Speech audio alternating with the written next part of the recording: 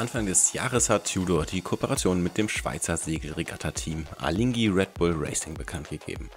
Jetzt gibt's deswegen neue Varianten der Pelagos FXD mit 3 Zeigern oder als Chronograph.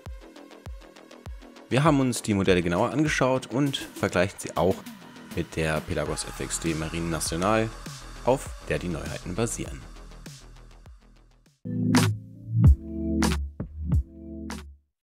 Auf den ersten Blick ist die Farbkombination aus dunkelblau und rot natürlich erstmal ein absoluter Hingucker. Das sieht wirklich gut aus. Andere Farben sind aber längst nicht alles, was Tudor hier an der erstmals 2021 lancierten Pelagos FXD verändert hat, um es an die Kooperation mit dem Regatta-Team Alinghi Red Bull Racing anzupassen. Aber erstmal die Basics. FXD im Modellnamen ist die Abkürzung für Fixed und bezieht sich auf die fixierten Bandstege, die gemeinsam mit dem Rest des Gehäuses aus einem Stück gefräst werden.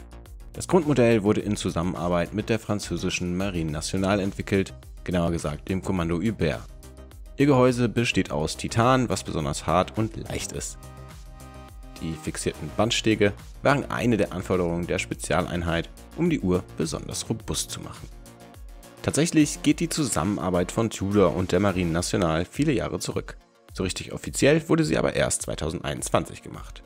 Trotzdem gibt es Zeugnisse wie diese Tudor Submariner von 1980, die als Einsatzuhr in der Marine Nationale gedient hat. Das ist zu erkennen an der Gravur MN 80 auf der Rückseite. Dass wir dieses Modell vor die Kamera bekommen haben, ist ein echter Glücksfall, denn es ist eigentlich ein Museumsstück von Tudor selbst. So eine Einsatzuhr und schon mit Snowflake-Zeiger, jedoch noch im Rolex Oyster Gehäuse und mit entsprechendem Signet, ist wirklich selten und wertvoll.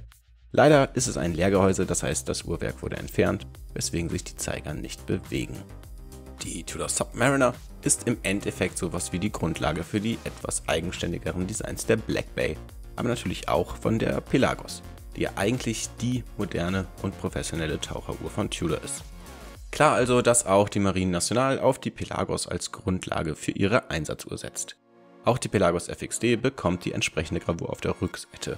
Als Besonderheit der Pelagos FXD wird übrigens kein einseitiger Drehring verbaut, sondern eine beidseitig drehbare Keramiklünette mit umgekehrter Beschriftung, also Countdown-Funktion. Die wird benötigt, um beim Tauchen unter Wasser zu navigieren. Wenn ihr genau wissen wollt, wie das funktioniert, findet ihr in der Beschreibung einen Link zum ausführlichen Artikel über die Pelagos FXD. Außerdem verlinken wir einen Beitrag über die Tudor Submariner als Sammlerstück. Die FXD mit ihren fixierten Bandanstößen kann nur an Durchzugsbändern getragen werden. Das ist natürlich auch bei der ganz neuen Variante der Alinghi Red Bull Racing so. Einige Änderungen abseits der Farbe gibt es aber schon. Abgesehen davon, dass es nun auch einen FXD-Chronographen gibt, orientieren sich die verwendeten Materialien an denen, die auch beim Boot des Segelteams zum Einsatz kommen. Die Uhr besteht, wie der aktuelle Katamaran von Alinghi, dem AC75 aus Carbon, Titan und Edelstahl. Das Gehäuse besteht, wie auch die Lünetteneinlage, aus extrem leichten Carbon. Den Unterschied zur ohnehin schon leichten Pelagos FXD aus Titan merkt man auch tatsächlich nochmal deutlich. Die Lünette selbst besteht aus Titan, genau wie die Krone und beim Chronographen auch die Drücker. Edelstahl kommt beim Werkhaltering der beiden Uhren zum Einsatz.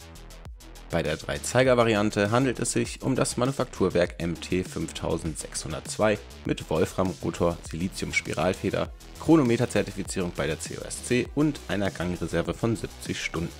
Es wird in der Pelagos FXD ebenso verbaut wie in der Sonderedition für Alinghi. Beim Chronographen kommt dagegen das Kaliber MT5813 zum Einsatz, das auf dem Breitling-Manufakturkaliber B01 basiert. Bei Tudor jedoch mit einem eigenen Regulierorgan mit Siliziumspirale und natürlich einem eigenen Rotor versehen wird. Die Gangreserve beträgt ebenfalls 70 Stunden. Auch das MT5813 ist wie bei Tudor üblich als Chronometer bei der COSC zertifiziert. Die Sondereditionen sind bis zu einem Druck von 20 bar wasserdicht, genau wie auch die Pelagos FXD aus Titan. Für den Einsatz beim Kommando Hubert der Marine Nationale ist eine größere Wasserdichtheit nicht nötig. Die Truppe agiert nicht in extremen Tiefen. Auch an Bord eines Katamarans sind 20 bar völlig ausreichend. Ein Heliumventil wie bei der großen Pelagos wird bei beiden Einsatzgebieten nicht benötigt.